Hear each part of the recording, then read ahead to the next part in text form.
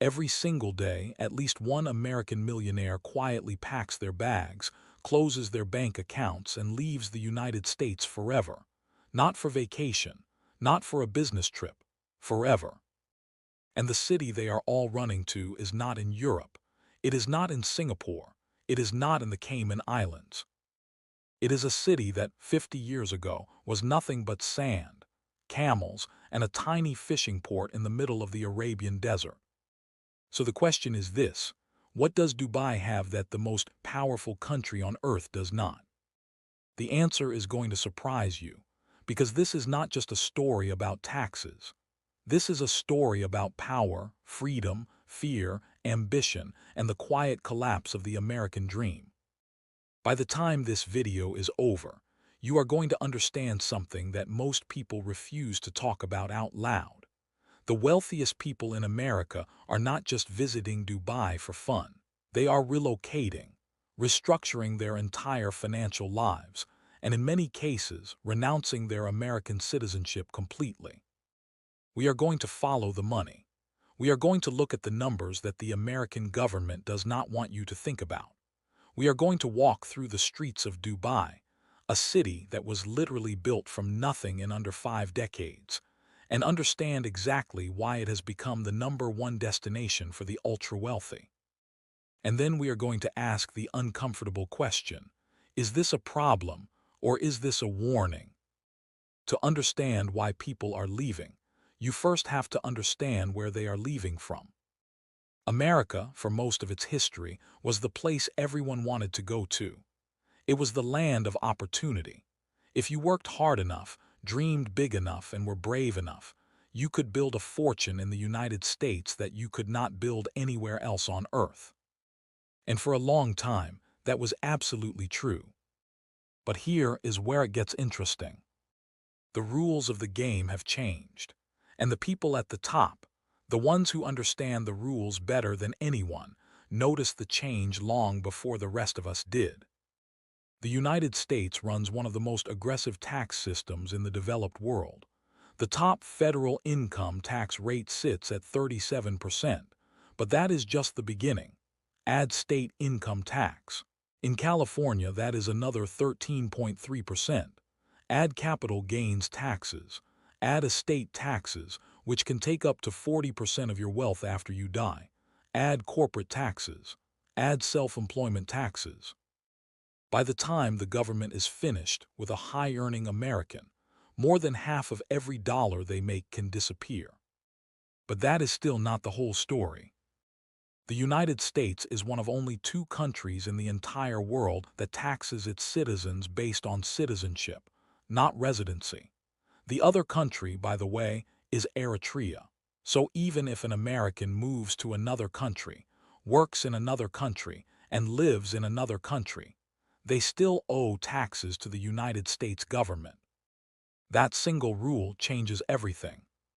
And now contrast that with Dubai. Dubai sits inside the United Arab Emirates, a small federation of 7 states on the eastern tip of the Arabian Peninsula. For most of human history, this area was known for pearl diving, fishing, and harsh desert survival. There was no oil here, not in Dubai specifically. The real oil wealth belonged to Abu Dhabi, Dubai's neighbor. So Dubai had to do something different. Dubai had to be clever. And then things changed. In the 1960s, a man named Sheikh Rashid bin Saeed Al Maktoum made a decision that would alter the course of his city forever. He looked at what Dubai had: a strategic location, a deep natural harbor, and a lot of empty space. And he decided to build a trading hub. He dredged the Dubai Creek, welcomed foreign merchants, built infrastructure, and told the world, "Come here, do business, and we will not get in your way." That philosophy, "do not get in the way," became the DNA of Dubai. Fast forward to today. Dubai has 0% personal income tax, 0% capital gains tax, 0% corporate tax on most businesses. And for people who are not American citizens, living in Dubai means paying essentially nothing to any government on their wealth. But here is where the story gets even more interesting. The wealth that is flowing into Dubai is not just coming from Americans looking to save on taxes. It is coming from Russians avoiding sanctions. It is coming from Chinese entrepreneurs afraid of government crackdowns. It is coming from Europeans exhausted by bureaucracy. It is coming from Indian tech billionaires, African business magnates, and South American investors.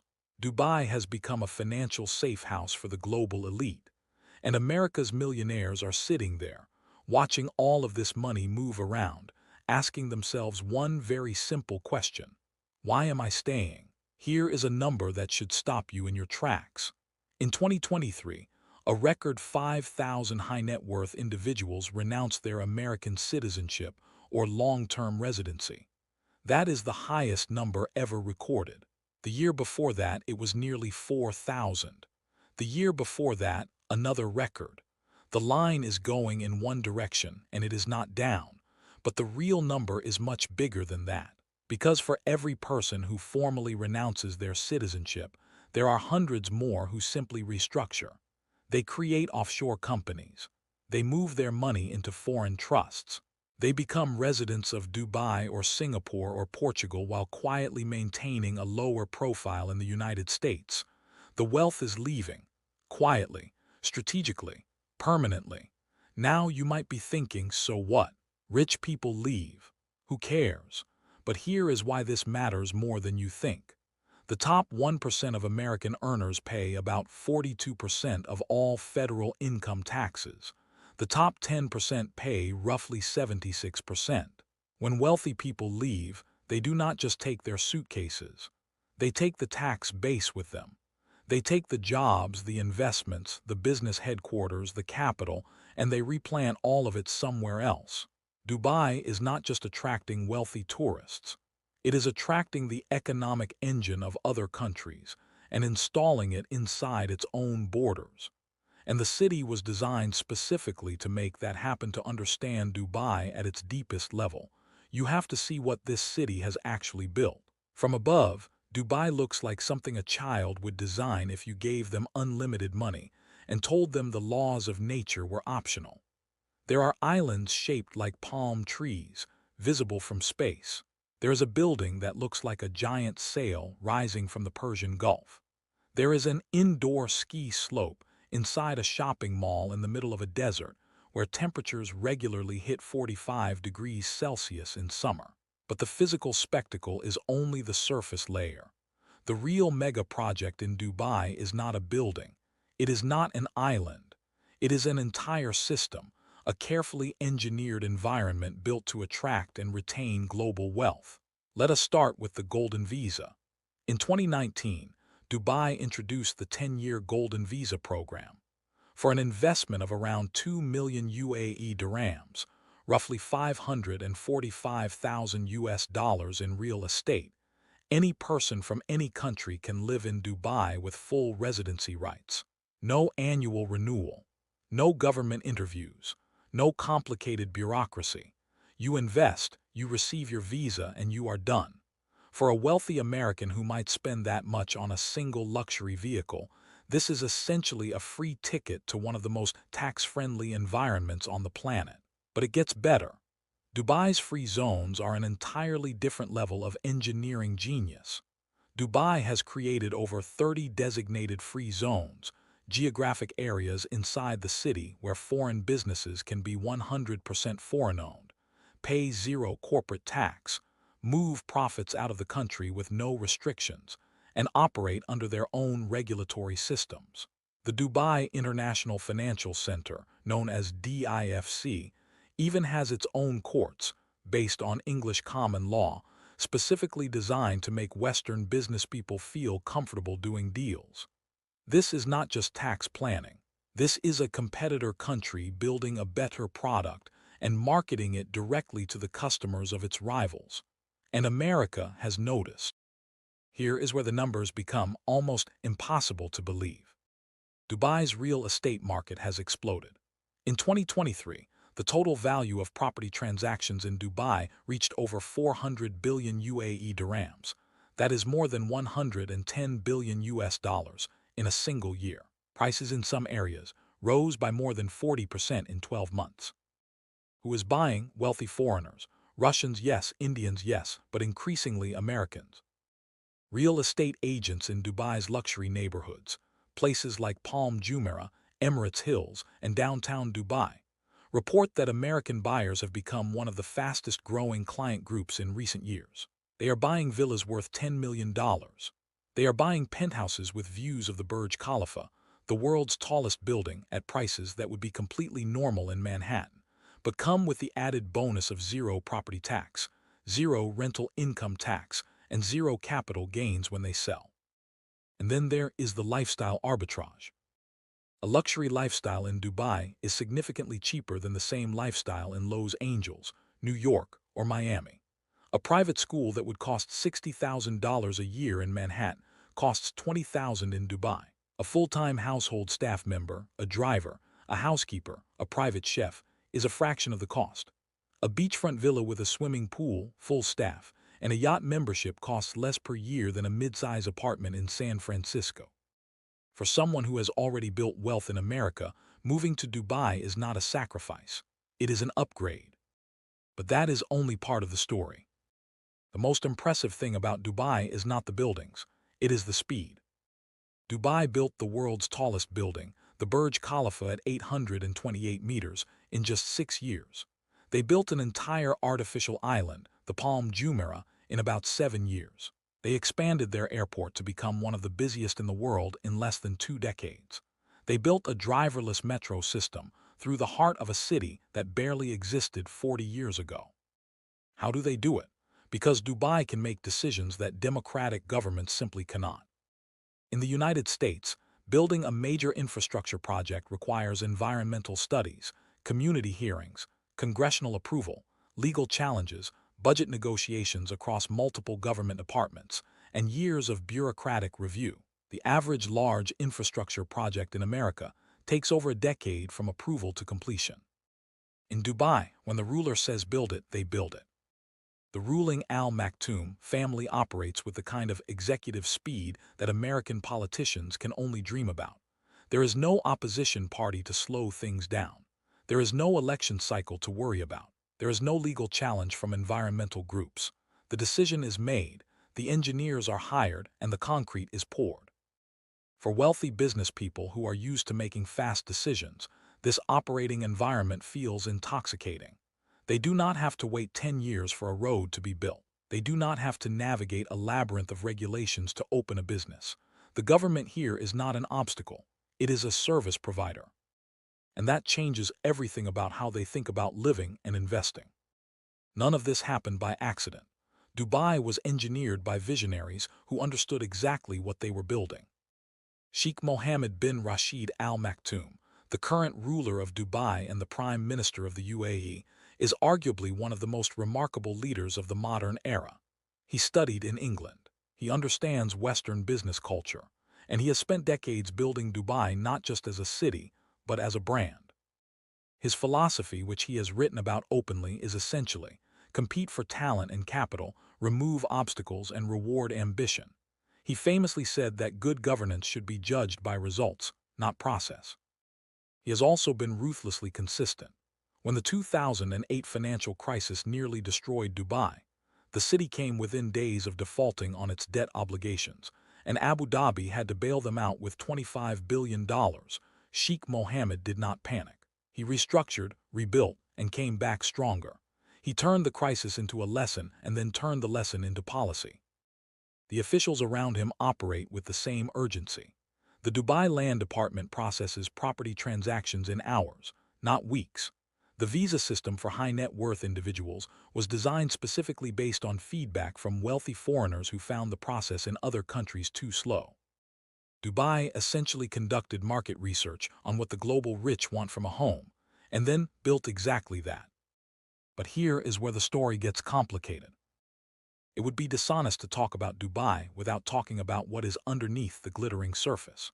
For all of its engineering brilliance and financial innovation, Dubai is built on a foundation that raises very serious moral questions. Start with the labor. The towers that define Dubai's skyline, the roads that connect its neighborhoods, the luxury villas that millionaires are buying. They were built almost entirely by migrant workers from South Asia. Workers from India, Pakistan, Nepal, Bangladesh, and Sri Lanka who came to Dubai under a system called the kafala sponsorship model. Under this system, a worker's legal status in the country is tied directly to their employer. If you leave your job, even if your employer is abusing you, refusing to pay you, or violating your contract, you can be deported. You are not free to simply quit and find another employer. Human rights organizations, including Amnesty International and Human Rights Watch, have documented cases of wage theft, passport confiscation, dangerous working conditions, and workers living in cramped labor camps far outside the glamorous parts of the city. The workers who built Dubai's dream largely live outside it. And then there is the freedom question that wealthy Western transplants often prefer not to think about. Dubai is not a democracy. There are no elections for national leadership. There is no free press. Criticism of the ruling family can result in arrest. The same efficiency that millionaires love, the government moves fast. There is no red tape. Decisions are made quickly, is possible precisely because there is no democratic check on power. One man's efficiency is another man's authoritarianism. LGBTQ rights in the UAE are essentially non-existent. Same-sex relationships are criminalized. For American expats who come from diverse communities, this creates a painful tension. The tax savings are real, but the social freedoms they took for granted are gone. And the wealth itself may be shakier than it looks. Dubai's economic model depends on continuous external money flowing in. It does not produce oil in significant quantities. It does not manufacture products at scale. It is a service economy, banking, tourism, real estate, logistics, that requires a constant global flow of capital to keep working. When the world's economy slows down, Dubai feels it immediately. And with global debt levels rising, interest rates higher than they have been in decades, and geopolitical uncertainty everywhere, there are serious economists who ask, what happens to Dubai if the money stops? And then there is the question that American policymakers are only beginning to seriously debate. Is America's tax system driving its own wealth out? And if so, what happens to the country that is left behind? Here is what makes this story bigger than just one city and one generation of millionaires. Dubai is not a trend. It is a proof of concept. What Dubai has demonstrated to the world is this. If you build the right environment, low taxes, fast bureaucracy, political stability, luxury infrastructure, and a clear signal that wealth is welcome here, the money will come to you. You do not need natural resources. You do not need centuries of history. You do not need a particular ideology. You just need to build a better deal. And now, other countries are watching and copying. Portugal built its own version with the NHR tax regime. Singapore has been running a similar model for decades. Saudi Arabia is currently pouring hundreds of billions of dollars into a project called NEOM, a futuristic city in the desert, that is essentially trying to replicate Dubai's model at an even larger scale. Rwanda is doing it in Africa. Even parts of Europe are experimenting with flat tax systems and digital nomad visas designed to compete for global talent and capital. The world is entering a new era of competition, not competition between companies or products, but competition between countries for people and money. And America, for the first time in its history, is losing that competition. Inside the United States, the response has been slow and largely political. Some politicians call for exit taxes, charging wealthy Americans a large fee before they are allowed to leave. Others call for stricter enforcement of overseas financial reporting.